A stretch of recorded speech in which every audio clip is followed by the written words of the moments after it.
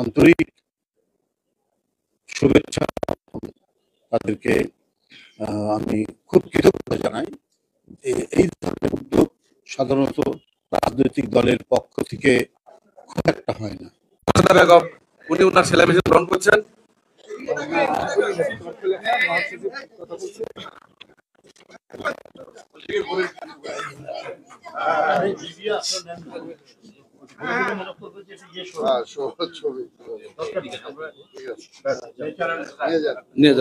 এখন আসবেন মোহাম্মদ আলী।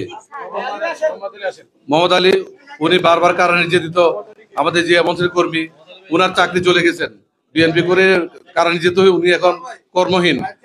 আমরা আশা করবো এই সেলাই মেশিনের মাধ্যমে উনি ওনার কর্মক্ষমতা ফিরে পাবেন। আমরা দোয়া করি মোহাম্মদ আলী ভাই যেন সক্ষমতা আসে। মোসাম্মদ নুরজাহান বেগম সুমি, সুমির পক্ষে মোহাম্মদ মোস্তফা,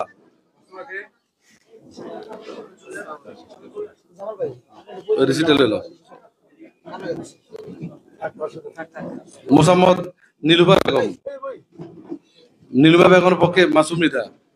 অনেক মহিলা দূর দূরান্ত থেকে আসতে পারে না, হয়তো ওদের প্রতিনিধি দিয়ে রিসিভ করে নিচ্ছেন। এই নীলুফা বেগম বরিশালের, বরিশাল জালকাঠি।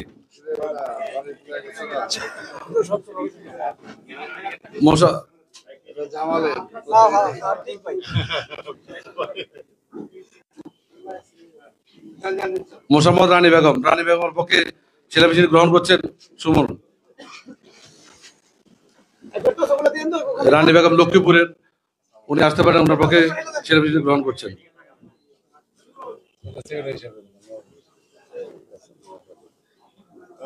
মোহাম্মদ রিয়াজুল আক্তার ইবা, তার পক্ষে গ্রহণ করছে ইদ্রিস আলী। ইদ্রিস আলী আমাদের রিজিবের সাথে মামলা খেয়েছেন এবং মামলা সে হাজিরা দিচ্ছেন না।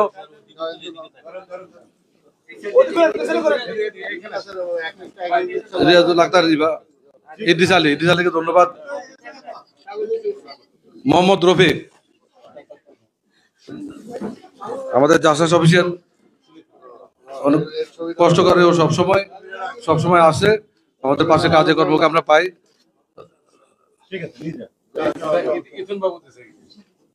মনির হোসেন,